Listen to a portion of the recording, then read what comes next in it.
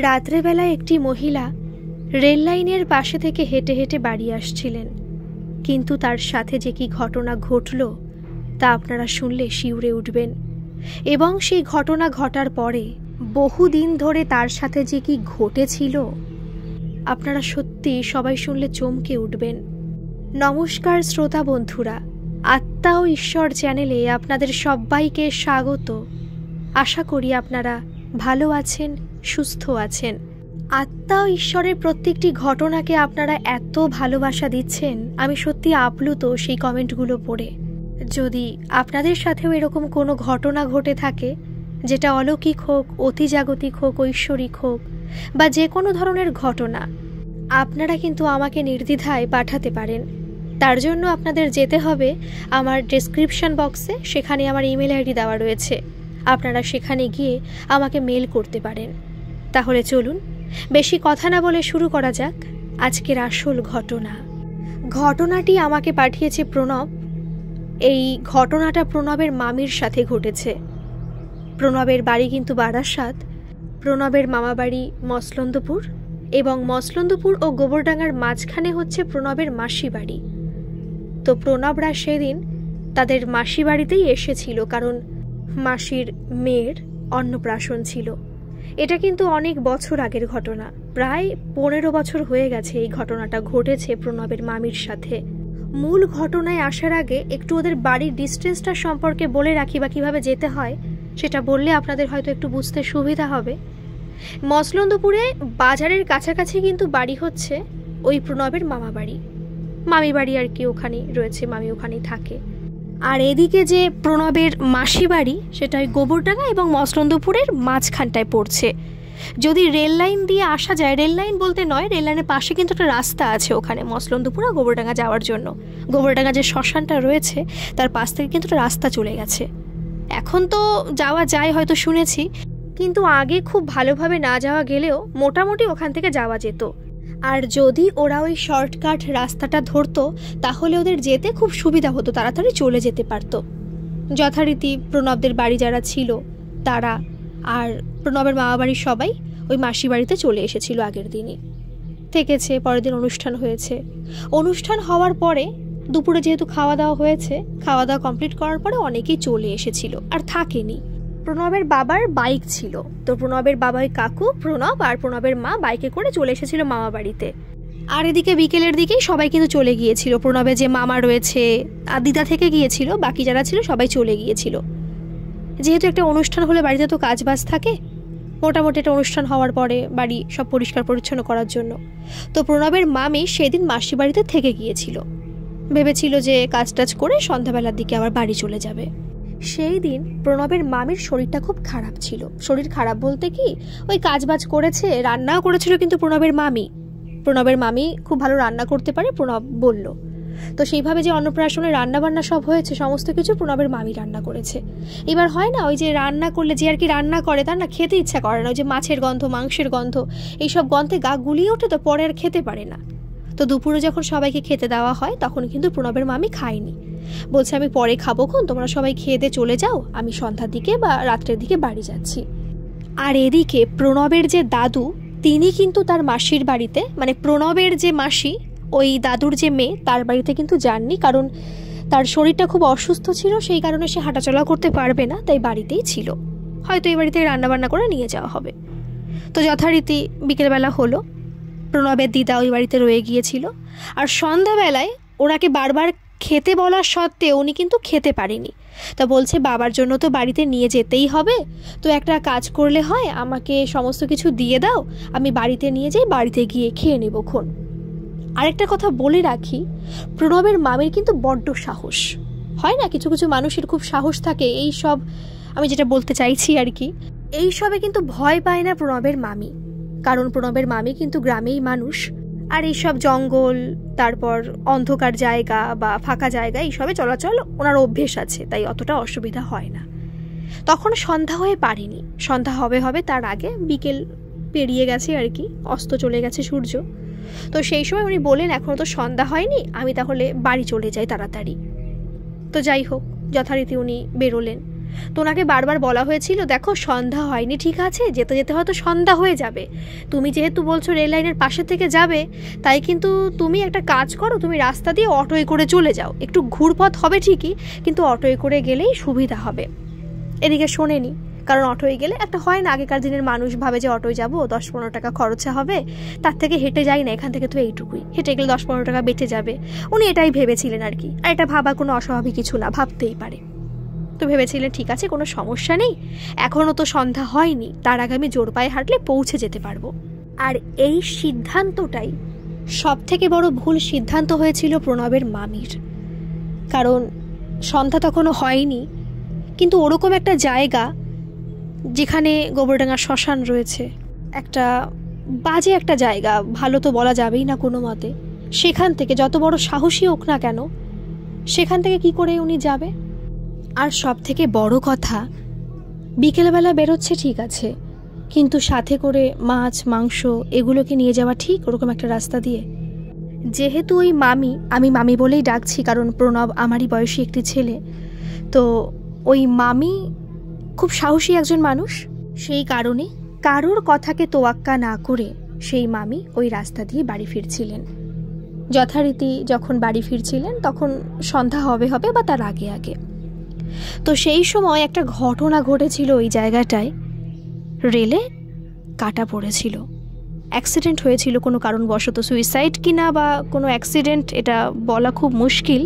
যখন ওই মামি ওই রাস্তা দিয়ে যাচ্ছিলেন তখন দেখতে পেলেন ওই পাশে এরকম বডি পড়ে রয়েছে। তো মামি না একটু ভয় পেয়েছিলেন।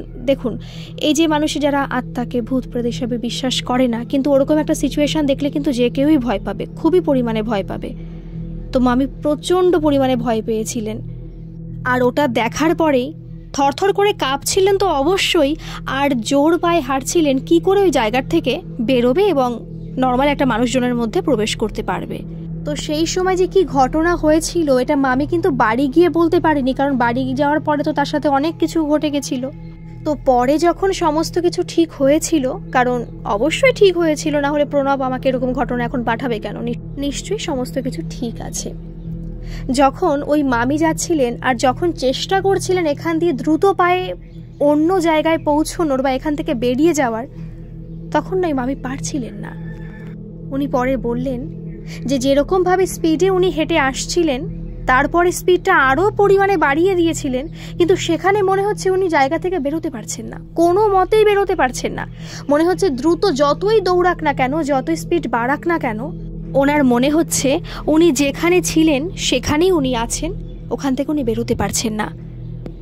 আর সেই সময় ওনার পুরো শরীরের থেকে, তখন কিন্তু সন্ধ্যা হয়ে পারেনি, সন্ধ্যা হবে এরকম একটা পরিস্থিতি, তো সেই সময় উনি ওনার শরীরের থেকে উনি অনুভব করতে পারলেন যে একটা ঠান্ডা স্রোত, খুবই পরিমাণে ঠান্ডা, যেরকম বরফ ধরলে হয় সেরকম একটা ঠান্ডা ওনার গায়ে পুরো একটা হাওয়া দিয়ে চলে গেল। যথারীতি উনি তখন কিছু অনুভব করতে পারেনি, কিন্তু অনেক কষ্টে সেখান থেকে বেরিয়ে আসতে পেরেছিলেন। বাড়ি এসেছেন, বাড়িতে কিন্তু সবাই ছিল, ওই দিদা বাদে বাকি যারা ওই ফ্যামিলির লোকজন সবাই কিন্তু বাড়ি চলে এসেছিল, প্রণবরা যেহেতু আগেই চলে এসেছে। এইবার বাড়িতে ঢোকার পর ওনাকে দেখে না সবার একটু অন্যরকম ফিল হচ্ছে যে কি বাবা তোমার চোখ মুখের অবস্থা ওরকম কেন, মনে হচ্ছে ভয় পেয়ে গেছো। উনি তখন বললেন হ্যাঁ একটু ভয় পেয়েছি বটে, আর ওই যে অ্যাক্সিডেন্টের ঘটনা এটা কিন্তু বলেছিলেন যে এরকম অ্যাক্সিডেন্ট হয়েছে, সুইসাইড না অ্যাক্সিডেন্ট বুঝতে পারলাম না, কিন্তু এরকম হয়েছে। আর সেটা শুনে তো সবাই খুব ভয় পেয়ে গেছে, আর বারবার সবাই বকাবকি করছে, প্রণবের মা বকছে, প্রণবের মামা বকছে যে তুমি কেন এই সময় এসেছো। আর যখন তিনি বাড়িতে পৌঁছেছেন তখন কিন্তু অলরেডি সন্ধ্যা হয়ে গেছে, সন্ধ্যা ঘুরে গেছে আর কি। বাড়িতে রেখে উনি ফ্রেশ হলেন, ফ্রেশ হওয়ার পরে সন্ধ্যা যে পেরোলো, তখন উনি ওনার শ্বশুরমশাইকে বলেছিলেন যে বাবা আপনি কি এখন খাবেন, তাহলে আপনাকে এখন খেতে দেব, যেহেতু আমি সমস্ত জিনিসই নিয়ে এসেছি। তো সেই সময় ওনার শ্বশুরমশাই বললেন, মানে প্রণবের দাদু বললেন যে আমি এত সকাল সকাল খাবো না, আমাকে পরে খেতে দিও। আর ওই যে বললাম সারাদিন কিন্তু কিছু খায়নি, সকালে হয়তো বাড়ি থেকে খেয়ে গিয়েছে কিছু একটা, আর দুপুরে কিছু খায়নি, তাই ওনার না খুব খিদে পেয়েছে। উনি ভেবেছে যে তাহলে আমি সন্ধ্যা যেহেতু ঘুরে গেছে আমি খেয়ে দে, তারপর শ্বশুরমশাইকে খেতে দেব, কারণ বাড়ির আর কেউ খাবে না, ওরা বিকেল খেয়েছে বলে আর কারোর খেতে ইচ্ছা করছে না। তো যথারীতি উনি যা যা নিয়ে এসেছিলেন সমস্ত কিছুই খেলেন। খাওয়ার পরে এমন একটা পরিস্থিতি তৈরি হলো বাড়ির, সেটা শুনলে আপনারা শিউরে উঠবেন। খাওয়া পুরো কমপ্লিট হয়ে গেছে। উনি খাওয়া দাওয়ার পরে যা থালা বাসন হয়েছে ধোয়া টোয়া পালা করছেন আর কি, করিডোরের ভেতরে এসেছেন, বসে রয়েছে। তো সেই সময় যখন সবাই বসে রয়েছে গোল হয়ে ঘিরে, যেহেতু প্রণব রয়েছে, প্রণবের মা রয়েছে, সমস্ত মানুষজন রয়েছে ওখানে, তখন না ওই মামির চোখ মুখ পুরো উল্টে গেছে, চোখ টোক পুরো উল্টে একটা খুব বিচ্ছিরি একটা অবস্থা। শরীর টুরি যে বেঁকে যায় না, একটা যে নার্ভের নাকি একটা মৃগী রোগের যে ব্যাপারটা রয়েছে আর কি, আমি ঠিক মতো বলতে পারছি না কেন জানি না রোগটা সম্পর্কে। তো সেইভাবে পুরো শরীরটা পুরো বেঁকে গেছে, চোখ মুখ পুরো উল্টে গেছে। সবাই তো খুব ভয় পেয়ে গেছে যে এরকম কেন হচ্ছে। আর পাশে যারা রয়েছে, যারা ওই মামিকে থামাতে যাচ্ছে বা কি হয়েছে শুনতে চাইছে, গায়ে স্পর্শ করছে, তাদের লাথি মেরে হাত পা ছটকে পুরো সরিয়ে দিচ্ছে নিজের কাছে থেকে। কি হলো কিছু বুঝতে পারছে না কেউ। সবাই ভেবেছে যে মৃগী রোগ হলে যে সমস্যাটা হয় আর কি, মানুষের নার্ভের সমস্যা হলে, তো হয়তো সেরকম কোনো সমস্যা হয়েছে, না হলে এরকম হবে কেন হঠাৎ করে। প্রায় আধ ঘন্টা হয়ে যায়, শরীর কোনো মতে সুস্থ হয় না, কোনো মতে সুস্থ হচ্ছে না। তখন প্রণবের মা একটা কাজ করেছিলেন, খুব ভালো একটা কাজ। সন্ধ্যা কিন্তু সেই দিন প্রণবের মাই দিয়েছিল এই বাড়িতে, যেহেতু উনি সন্ধ্যা ঘুরে যাওয়ার পরেই বাড়িতে ঢুকেছিলেন, তাই ওই সন্ধ্যাবেলাতেই পুজো দিয়েছিলেন, সন্ধ্যা প্রদীপ দিয়েছিলেন প্রণবের মা। যেহেতু দুপুরবেলা কোনো পুজো দেওয়া হয়নি, তাই সন্ধ্যাবেলায় সমস্ত পুজোর থালা বাসন ধুয়ে ফুল টুল দিয়ে পুজো দেওয়া হয়েছিল, সন্ধ্যা পুজো দুটোই দেওয়া হয়েছিল। তো ওই যে ফুলটা ছিল, সেই ফুলটা তৎক্ষণাৎ কী ভেবেছিলেন আমি জানি না, প্রণব বলল যে মা তখন কি ভাবছিল আমি সত্যি জানি না, কিন্তু মা হঠাৎ করে দেখলাম ঠাকুর ঘর থেকে একটা ফুল এনে ওই মামির মাথায় পুরো কপালে যেখানে ত্রিনয়ন বলে না সেখানে ছুঁয়ে দিল। আর ছোঁয়ানোর পরে আস্তে আস্তে পুরো শান্ত হয়ে গেল মামি। হওয়ার পর পুরো নেতিয়ে পড়ে, পাশে মামা ছিল, মামার গায়ে পুরো ঢলে পড়ল। কিন্তু ব্যাপারটা কি হলো কারোরই বোধগম্য হচ্ছে না। যথারীতি তাকে ধরে নিয়ে খাটে শুয়ে দেওয়া হলো, কিছু বুঝতে পারছে না। তো সেই সময় যেহেতু প্রণবের মা এইসবের জিনিসে খুব বিশ্বাস করে এবং সত্যি কথা বলতে ভয়ও পায়, তখন ওনাকে শুয়ে দেওয়ার পরে ঘরে তো উনি শুয়েছেন আর কি, শুয়ে রয়েছেন। তো বাইরে এসে প্রণবের মা তখন বলছে, জানিস তো ভাই, ভাই যেহেতু প্রণবের মা দিদি হয় প্রণবের মামার, তো সেই সময় উনি বলছেন যে আমার মনে হয় কিছু একটা হয়েছে, কারণ সন্ধ্যাবেলায় ওখানে এসেছে, ওখান থেকে আসলো, ওই যে বললো একটা ঘটনা, অ্যাক্সিডেন্ট ঘটে গেছে। ওকে বারবার করে বলা হয়েছে যে তুমি কিন্তু এই রেল লাইনের পাশ থেকে সবসময় চলাফেরা করবে না, দিনের বেলা হলেও চলাফেরা করবে না, কারণ একটা কথাই বলে না, মেয়ে মানুষের পায়ে পায়ে দোষ, যে কোথা থেকে কি হয়ে যাবে খুব বলা মুশকিল। মানে এইভাবে কথাগুলো বলছিল কিন্তু প্রণবের মা। তো সেই সময় বলল হয়তো কোনো হাওয়া বাতাস লেগেছে তাই এরকম হয়েছে, ও ঠিক হয়ে গেছে, কোনো সমস্যা নেই, আমি একটা ফুল ছুঁয়ে দিয়েছি, আর কোনো সমস্যা হবে না। আর তখন প্রণবের মা প্রণবের দাদুকে বলছে যে বাবা তুমি একটা কাজ করো, তোমার এইসব খাবার আর খেতে হবে না, কারণ বলা যায় না এই খাবারের মধ্যে কোনো কিছু থাকতে পারে, হাওয়া বাতাস লাগতে পারে, তুমি এই খাবার খেও না, আমি খাবারটা ফেলে দিচ্ছি, তোমাকে সেদ্ধ ভাত করে দিচ্ছি, তুমি সেদ্ধ ভাতটা খাও। বলছে না না আমার কোনো সমস্যা নেই, রাত্রেবেলা খেতাম, রাত্রেবেলা হালকা পাতলা খেলেই হবে। তো যাই হোক ওরা ভাতে ভাতে করে নিয়েছে, সবাই খাওয়া দাওয়া করলো। যথারীতি ঘরের মধ্যে গিয়ে দেখে তখনও অঘরে কিন্তু ঘুমোচ্ছে, যে শরীরটা তো ক্লান্ত হয়ে পড়েছে। ওরা বিশ্বাস করে নিয়েছে প্রণবের মায়ের কথা, যে হতেই পারে, এখানে অযৌক্তিকার কিছু ওদের না মনে হয়নি, যে হতেই পারে, যেহেতু ওরা বিশ্বাস করে সবাই এইসব জিনিসে। রাত হলো, রাত্রিবেলায় কিন্তু ওরকম ঘটনা শুরু হলো প্রণবের মামির সাথে। ঘরের মধ্যে প্রণবের মামা শুয়েছে, প্রণবের মামি, এবং প্রণবের না একটা ভাই ছিল 5 বছরের, সেই ভাই ওই মাঝখানে শুয়েছিল। তো সেই সময় ওরকমভাবে খাটে শুয়ে রয়েছে, তো সেই খাটের উপর থেকে মনে হয় শরীর উপরে উঠে যাচ্ছে, যেমন হয় না সে ওরকম, সে অন্যরকম অবস্থা, শরীর পুরো বেঁকে যাচ্ছে। আর প্রণবের মামা তো তখন তৎক্ষণাৎ চিৎকার করে সবাইকে, বাড়ির সবাইকে ডেকেছে, প্রণবের মা বাবা প্রণব সবাই চলে গেছে ঘরের মধ্যে। তো গিয়ে দেখে ওরকম পরিস্থিতি, তখন তো দেখে বেশি ভয় পেয়ে গেছে প্রণবের মা, ভেবেছে সমস্ত ঘটনা ঠিক হয়ে গেছে, একটা ফুল ছুঁয়ে দিয়েছি তখন শান্ত হয়ে গেছিল, তাহলে হয়তো আর কোনো সমস্যা নেই। এইবার ওই যে ফুলটা সন্ধ্যাবেলা ছুঁয়েছিল, সেই ফুলটাই কিন্তু, সেই ফুল না আরেকটা ফুল ওখান থেকে নিয়ে ছুঁয়েছিল, আবার ঠিক হয়ে গেছে। যথারীতি কোনোভাবে রাতটা কাটলো, কিন্তু সকালবেলা যখন ঘুম থেকে উঠেছে তখন কোনোভাবেই কিন্তু ওই মামিকে মামি বলে মনে হচ্ছে না প্রণবের, মনে হচ্ছে একটা অন্যরকম মানুষ, কিন্তু স্বাভাবিক।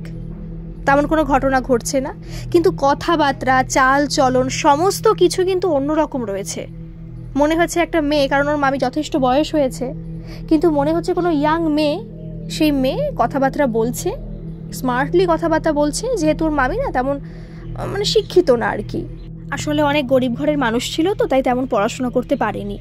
মাধ্যমিক কমপ্লিট করার পরেই আর মানে বাড়িতে বসেছিল, তারপরে মা বাবা বিয়ে দিয়ে দিয়েছে। আর 18 বছর হওয়ার আগেই কিন্তু বিয়ে দিয়েছিল, যেহেতু পুলিশের তখন কোনো ব্যাপার ছিল না। ব্যাপার অবশ্যই ছিল, হয়তো জানেনি, তো দিয়ে দিয়েছে। পাড়া প্রতিবেশীও কিছু বলেনি, তো এইভাবেই 18 বছর হওয়ার আগেই কিন্তু বিয়ে হয়ে গিয়েছিল। তাই যেহেতু একটা গ্রাম্য পরিবেশের মেয়ে, যেভাবে কথাবার্তা বলবে, হয় না যেরকম নর্মাল একটা মানুষের কথা বলে সেইভাবে কথাবার্তা বলবে, কিন্তু না, অনেকটা স্মার্টলি একদম পুরো অন্যভাবে কথা বলছে। আর বারবার করে বলছে যে আমাকে ধোকা দিয়েছে তাকে আমি ছাড়বো না। আর এরকম কেন বলছে কিছু বুঝতে পারছে না, কিচ্ছু না। আর সব থেকে বড় কথা, যেহেতু তার পরের দিনই প্রণবদের চলে যাওয়ার কথা, কিন্তু মামির ওরকম একটা পরিস্থিতি দেখে প্রণবরা যেতে পারেনি। কারণ প্রণবের যে মামা, সে বারবার করে প্রণবের মাকে বলেছে, দিদি তুই থেকে যা, বাড়িতে এরকম একটা পরিস্থিতি, কিছু ভালো লাগছে না। আর যেহেতু রাত্রে কোনো ঘটনা জানায়নি এই প্রণবের মাসি বাড়িতে বা দিদাকে, সকালবেলা হওয়ার সাথে সাথেই কিন্তু সমস্ত ঘটনা জানিয়ে দিয়েছিল। আর ওরা যথারীতি প্রণবের যে মাসি আর দিদা চলে এসেছিল এই বাড়িতে। এসে উনি দেখেই বুঝতে পারছেন যে বৌমার কোনো কিছু স্বাভাবিক নয়। কারণ এই যে দিদা, এই দিদা কিন্তু অনেক কিছু জানতেন। এই ঝাড়ফুঁক বলো বা কিছু হয় না, অনেকে জল পড়া দেয়, ভয় টয় পেলে ঝাড়িয়ে দেয়, বাচ্চা কাচ্চা ভয় টয় পেলে আসে পাশে থাকে, তো এরকম তো প্রত্যেক পাড়াতেই থাকে, এক দুজন থাকে না যে ভয় টয় পেলে দাদুর কাছে নিয়ে যা ঝাড়িয়ে দেবে। তো দিদা কিন্তু ওরকম ক্যাটাগরিরই মানুষ ছিলেন। আশেপাশে যদি কোনো বাচ্চা ভয় পেত বা কোনো মানুষ ভয় পেত, তো ওনার কাছে আসলে না উনি ঝাড়িয়ে দিতেন, জল পড়া দিয়ে দিতেন, সেটা খেলে ঠিক হয়ে যেত। যথারীতি উনি এসেছেন। ওই যে বললাম যে মামি স্বাভাবিকই রয়েছে, কিন্তু মাঝে মাঝে আবার ওরকম বলছে যে যে আমাকে ধোকা দিয়েছে তাকে আমি ছাড়বো না, এই যে কথাটা বলছে। আর কিন্তু নর্মাল রয়েছে, এটা দেখে কিন্তু ওর বাকি সবাই ভয় পাচ্ছিল, কিন্তু ওই মামিকে দেখে তেমন অস্বাভাবিক কিছু মনে হচ্ছিল না। শুধু প্রণবেরই একটু মনে হচ্ছিল যে মামি তেমন স্মার্টলি কখনো কথা বলে না, একটা গ্রাম্য মেয়ের মতো কথা বলে। সেই মামি এখন কথাবার্তার মধ্যে অনেক ইংলিশ ওয়ার্ড ইউজ করছে এবং অন্যরকম একটা কথা বলার ভাষা, সেটা কিন্তু অন্য কেউ বুঝতে পারছে না। আর বাড়ির এরকম একটা বাজে সিচুয়েশনের মধ্যে, কারণ প্রণবের বয়স তখন 10 বছর, সে কিন্তু কারোর মাঝখানে কথাও বলতে পারছে না, বকা দেবে। কারণ ও বলছে যে আমি কারোর মাঝখানে এভাবে কথা বলতে পারবো না, সেই বয়সটা তখন আমার হয়নি, আর বললে সবাই আমাকে বকতো, তাই ও চুপচাপই রয়েছে। এদিকে ওই দিদা এসে পুরো বুঝতে পেরে গেছে যে কি পরিস্থিতি ওই মামির। প্রণবের মাকে বলছে যে এ তো স্বাভাবিক নয়, এর মধ্যে তো আত্মার বাস রয়েছে। এটা শুনে তো সবাই খুব ভয় পেয়ে গেছে। প্রণবের মামা, প্রণবের মা, দাদু সবাই খুব ভয় পেয়ে গেছে। কি পরিস্থিতি, কি হলো? তখন উনি বলছেন কি কি ঘটনা ঘটেছে সমস্ত কিছু খুলে বল। তো উনি বলছে যখন ওই বললো যখন আসছিল তখন নাকি এরকম রেল লাইনে একটা অসুবিধা হয়ে গেছে। তো বলছে আচ্ছা এবার বুঝতে পারলাম, তাহলে হয়তো যে মারা গেছে স্বাভাবিকভাবে সে মারা যায়নি, সুইসাইড করেছে। আর ওখান থেকে যখন যাচ্ছিল তারই আত্মা ওর মধ্যে প্রবেশ করেছে। আর সেটা যত তাড়াতাড়ি সম্ভব বের করতে হবে, কারণ একটা মেয়ের শরীরে অন্য একটা মেয়ের আত্মা যদি প্রবেশ করে সহজে সে যেতে চায় না। কারণ যে কোনো আত্মা না একটা শরীর খোঁজে। যদি কোনো দুর্বল শরীর বা কোনো একটা শরীর যেখানে ঢুকতে সুবিধা হবে, তো সেইখানে ঢুকে সে জাকিয়ে বসতে চায়, সেখান থেকে কিন্তু বেরোতে চায় না। এটাই হচ্ছে আত্মার ধর্ম। উনি এইভাবে বলছেন আর কি। প্রণব বলল যে তখন দিদা এরকম ধরনের কথাবার্তা বলছে, আর তখন উনি এটাও বললেন যে এটা কিন্তু আমার পক্ষে বের করা সম্ভব হবে না, কারণ আমি হাওয়া টাওয়া লাগলে সেগুলো ঝাড়িয়ে দিতে পারি, ভয় টয় পেলে সেগুলো ঝাড়িয়ে দিতে পারি, জল পড়া দিতে পারি, কিন্তু এর যা পরিস্থিতি সেটা আমার পক্ষে ঝাড়া সম্ভব নয়। একজন মানুষ আছে, বয়স্ক একজন মানুষ, বয়স্ক পুরুষ আর কি, বয়স্ক বৃদ্ধ মানুষ, ওনার কাছে নিয়ে যাবে এবং উনি যা করার করবে। বুঝতে পারছেন তখন বাড়ির পরিস্থিতি কি হয়ে গেছে, কি সিচুয়েশন তখন। কারোর মুখে কোনো কথা নেই। প্রণব তো খুব ভয় পেয়ে গেছে, ভীষণ পরিমাণে ভয় পেয়েছে। বলছে তখন কি পরিস্থিতি হয়েছিল আপনারা বিশ্বাস করতে পারবেন না। আর যেহেতু সেই দিন ছিল বৃহস্পতিবার, আগের দিন কিন্তু বুধবার ছিল, মঙ্গল শনিবার ছিল না, কিন্তু তবুও ওই জায়গা থেকে আসছিল একটা কিছু ঘটনা ঘটে গেছে। তো বলল সেই দিন বৃহস্পতিবার, তো যেহেতু বৃহস্পতিবারে কোনো কাজ হয় না, তো বলল আগেও নাকি এরকম ঘটনাও শুনেছে, কারণ দিদা তো এইভাবে ঝাড়ফুঁকটুক করে দেয়, তো ও জানে যে বৃহস্পতিবার রবিবার এই দুদিন নাকি কোনো কাজ হয় না, নিষ্ফলা দিন বলে আর কি। মানে এই ঝাড়ফুঁক, এই যে জল পড়া, এইসব নাকি ওই দুটো দিনে কাজে লাগে না। কারণ প্রণবের দিদা এই কথাটা ওকে বলেছিল। ও দিদা তো মারা গেছে, এখন তো আর বেঁচে নেই, কিন্তু ও জানে আর কি এরকম ঘটনা হয়। তো যথারীতি আরও 2 দিন ওয়েট করতে হবে। আর এদিকে আজকে বৃহস্পতিবার কোনো জল পড়া, কোনো ঝাড়েও নাকি কাজ হবে না ঝাড়ফুঁকে। এটাও দিদার মতামত আর কি, জানি না কতটা, আমি তো এসব জানি না, তো দিদা বলেছিল। তো যাই হোক, সেই দিন বারবার করে বলা হলো ওকে চোখে চোখে রেখো, কারণ যে ওর মধ্যে প্রবেশ করেছে সে নিশ্চয়ই কারোর সাথে কোনো প্রেমের সম্পর্ক ছিল, কোনো পুরুষের সাথে ধোঁকা খেয়েছে, তাই সুইসাইড করেছে। কারণ বারবার করে ওই মামি কাজ করছে, আবার শুধু বলছে কি আমি ছাড়বো না, যে আমাকে ধোঁকা দিচ্ছে তাকে আমি ছাড়বো না। আর সবসময় বাইরে বেরিয়ে যাওয়ার চেষ্টা করছে, বারবার করে বলছে আমি একটু ঘুরে আসি, বাইরে থেকে ঘুরে আসি। অর্থাৎ সে চেষ্টা করছে যদি কেউ ওকে ধোঁকা দিয়ে থাকে, ওই মেয়েটাকে, তার সাথে কথা বলার আর কি, তার কাছে প্রবেশ করার, তার কাছে যাওয়ার। কিন্তু এরা বুঝতে পারছে, দিদা আসার পরে সমস্ত কিছু বুঝতে পারছে, দরজা জানলা সব বন্ধ করে রেখে দিয়েছে যাতে সে ঘরের বাইরে প্রবেশ করতে না পারে। এদিকে ঠাকুর ঘরে যেতে পারছে না। একবার ভেবেছিল ঠাকুর ঘরে নিয়ে সামনে বসিয়ে রাখলে হয়তো অনেক কিছু ঠিক হয়ে যাবে, কিন্তু ঠাকুর ঘরে যেই ওনাকে ধরে নিয়ে যাওয়া হচ্ছে 2-3জন মিলে, তখন কোনো মতেই উনি যেতে চাইছে না ঠাকুর ঘরে, কোনো মতেই পা দেওয়াতে পারছে না। সে ভেঙে চুরে পড়ছে, কান্নাকাটি করছে, খুব বাজে একটা পরিস্থিতি। তখন দিদা বলল যে না, এখন নিস না, কারণ যদি ওকে জোর করে নিয়ে যাস তাহলে ওই যে মানুষটা, যে দেহটা, যে স্থূল আত্মা, যে স্থূল যে দেহ, ওর হয়তো কষ্ট হবে, মানে মামির কষ্ট হবে, ওখানে যাবে হয়তো নিজের ক্ষতি করে দিতে পারে। তাই বলছে নিয়ে যাস না, ও ঘরের মধ্যে ওকে রাখ, ও যা বলছে বলুক, ওকে ওর মতো থাকতে দে। যথারীতি থাকছে। আর এদিকে বাচ্চা একটা মানুষ, 5 বছরের একটা বাচ্চা ছেলে, ও তো মা করবেই, মার কাছে যাবেই।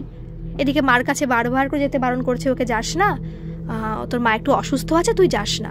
কিন্তু কে কার কথা শোনে? ওকে বারবার করে আটকে রাখা সত্ত্বেও ও যখনই সুযোগ পাচ্ছে মার কাছে যাচ্ছে, কিন্তু মা তো ওকে আর ছেলে বলে পরিচয় দিচ্ছে না, ভালোই বাসছে না। এদিকে সকালবেলা যখন খাওয়া দাওয়া করলো, তখন যেহেতু মানুষে কতটা ভাত খায়, অল্প ভাত খায়, মানে যেরকম আর কি ভাত খায় আর কি একটা নর্মাল মানুষ, তার থেকে প্রায় 3-4 ডবল ভাত খেয়েছে ওই মামি সেই দিন। আর সবাই বুঝতে পেরেছে এরকম একটা পরিস্থিতি, সবাই খুব ভয় পেয়ে যাচ্ছে। প্রণব বলল তোমরা বিশ্বাস করতে পারবে না, ভূতের সাথে আমরা প্রায় 2 দিন থেকেছি, আর সেটা কখনো কি স্বাভাবিক কিছু? তো যাই হোক, দুপুরবেলা হলো, দুপুরবেলাতেও নাকি ওরকম ভাত খেয়েছে, একটা হাঁড়ি ভরা ভাত, সেই হাঁড়ি ভরা ভাত নাকি খেয়ে নিয়েছে। একটা মানুষের পক্ষে সম্ভব? তো ওরা কিন্তু ওদের জন্য আলাদা আবার রান্নাও করতে হয়েছে, এরকম বললো। এরকম একটা বাজে পরিস্থিতি তৈরি হয়েছিল বাড়ির। যথারীতি সেদিন রাত হলো। রাত্রেবেলায় তখন বলা হলো যে ওকে একা শুতে দিস না, যদি কোনো ক্ষতি করে বসে ওর মামনির, মামনি হচ্ছে ওর প্রণবের মামির নাম মামনি, ডাকনাম হয়তো মামনি, বলছে যদি মামনির ক্ষতি করে দেয়, একা রয়েছে, ওকে একা রাখিস না, তুই ওর পাশে ঘুমা। ওর পাশে বলতে কাকে বলছে? প্রণবের মামাকে বলছে, তুই ঘুমা, আর বাচ্চাটাকে ও যেন না যায়, বাচ্চাটাকে আমাদের কাছে রেখে দিচ্ছি। যাই হোক, রাত্রেবেলা ঘুমালো। রাত্রেবেলায় তখন কটা বাজে হয়তো ঠিক নেই, 1-2 হয়তো বাজবে, সেই সময় প্রণবের মামা নিঃশ্বাস নিতে পারছে না। কি ঘটনা? যে প্রণবের মামার গলা চিপে ধরেছে, প্রণবের মামি গলা চিপে ধরেছে, আর চোখ মুখ পুরো সে উল্টে গেছে। একটা বাজে পরিস্থিতি, চেঁচিয়ে যে ডাকবে কাউকে, ডাকতে পারছে না, মুখে থেকে আওয়াজই বেরোচ্ছে না। আর একটু হলে হয়তো মারাও যেত প্রণবের মামা, এমন একটা বাজে পরিস্থিতি। তো সেই সময় প্রণবের যে দিদা, সেই দিদা দরজায় ঠক ঠক করে আওয়াজ করছিল আর কি একটা মন্ত্র বলছিল। তখন তো সবাই ঘুম, কিন্তু প্রণবের দিদা তো আর ঘুমিয়ে থাকতে পারে না, নিশ্চয়ই উনি বাইরে বসেছিলেন। পরে হয়তো বলেছেন যে হয়তো বাইরে বারান্দায় বসেছিলেন, কারণ বা শুয়েছিলেন, যাই হতো কিছু ছিলেন, কারণ উনি জানতেন যে একটা মানুষ যার মধ্যে একটা আত্মা প্রবেশ করেছে, তার সাথে আমার ছেলেকে ঘুমাতে দিয়েছি, রাত্রেবেলা তো কোনো বাজে ঘটনা ঘটে যেতে পারে। তাই একটা গোঙানোর তো শব্দ হবে, যখন মুখটা চেপে ধরেছে, একটা যেমন আওয়াজ তো হয়, সেই আওয়াজ পেয়ে হয়তো ওরকম করেছেন। তো সেই সময় ছেড়ে দিয়েছে ওই মামি।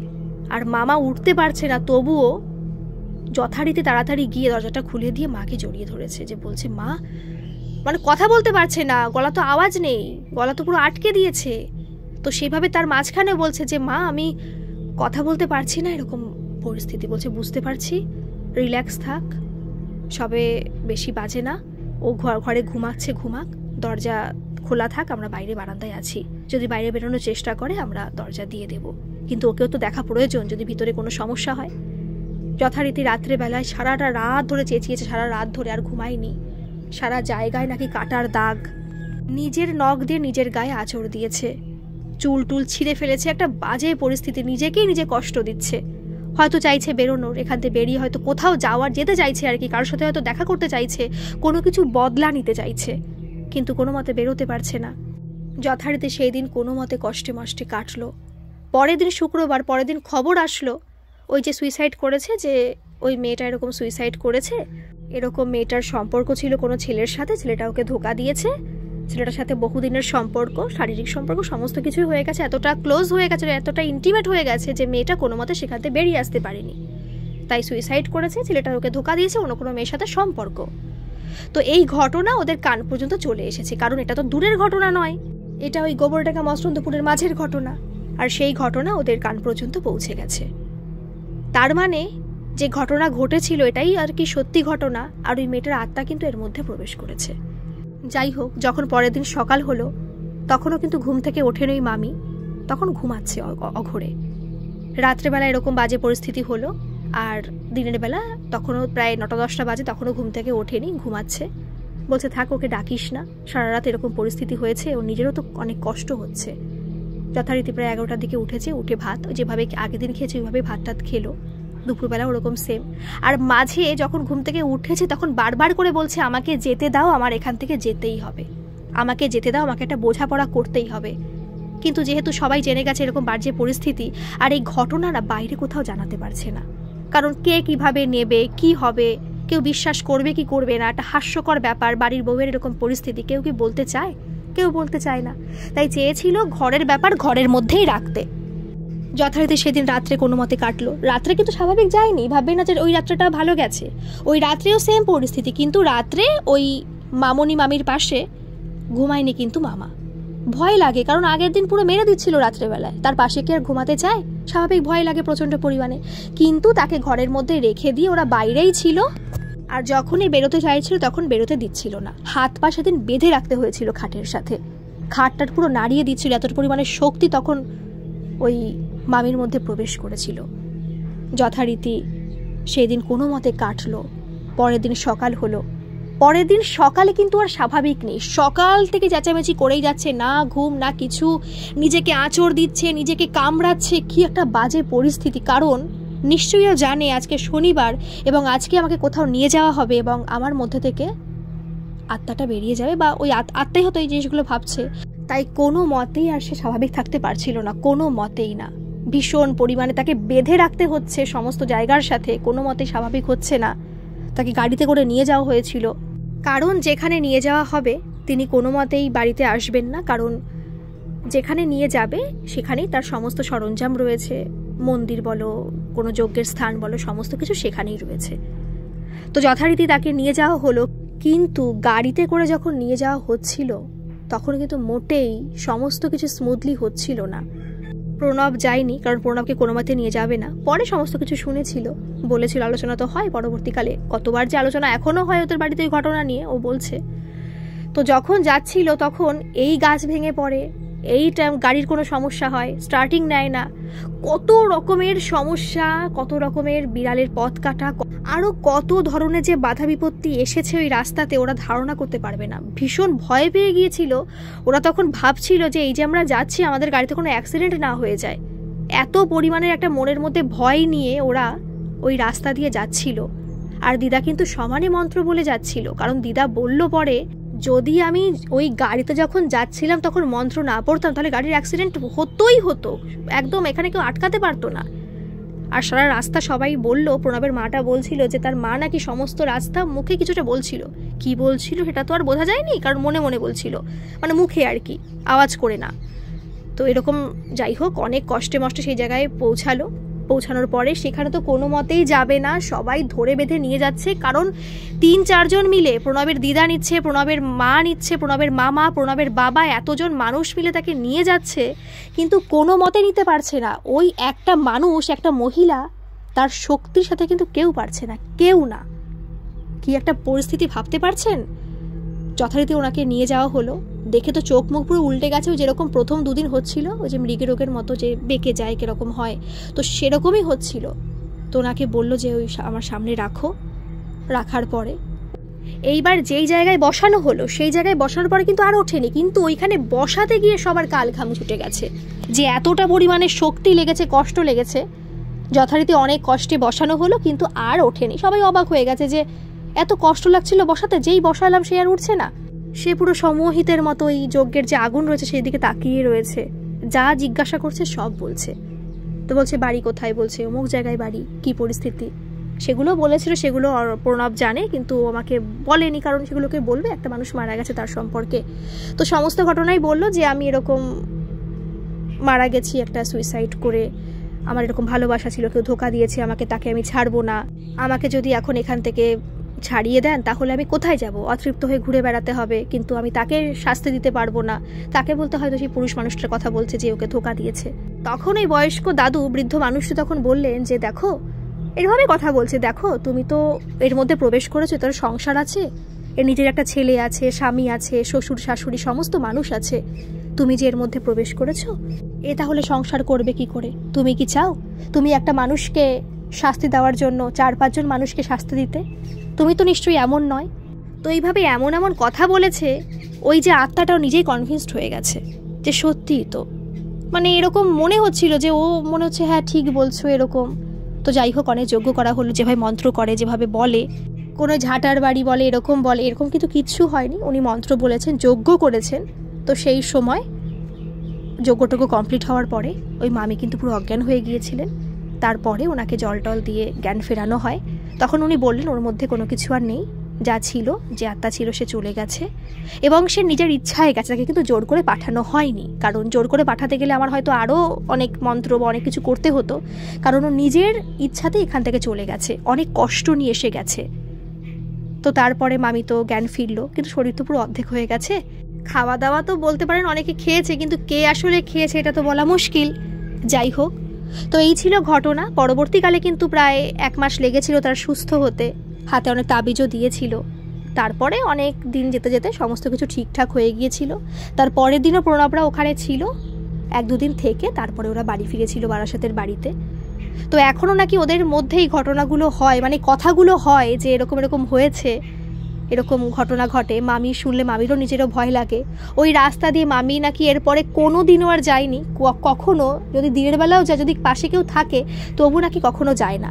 তেমন হয়তো ভয়ের রাস্তা ওটা নয়, কিন্তু একটা মাছ মাংস নিয়ে যাওয়া, একটা ডেড বডি ওখানে রয়েছে, এটা তো ঠিক না, না, এটা তো বেশি বাড়াবাড়ি হয়ে গেছিলো আমার মতে। তাহলে হয়তো এরকম একটা ঘটনা ঘটতো না, না? যাই হোক, তো এই ছিল ঘটনা। আপনাদের ঘটনাটা কেমন লাগলো অবশ্যই কিন্তু কমেন্টে জানাবেন। ভালো লাগলে একটা সাবস্ক্রাইব করে আমার এই ছোট্ট পরিবারের সাথে যুক্ত হয়ে যাবেন। ধন্যবাদ। আবার আসবো এরকম কোনো ঘটনা নিয়ে।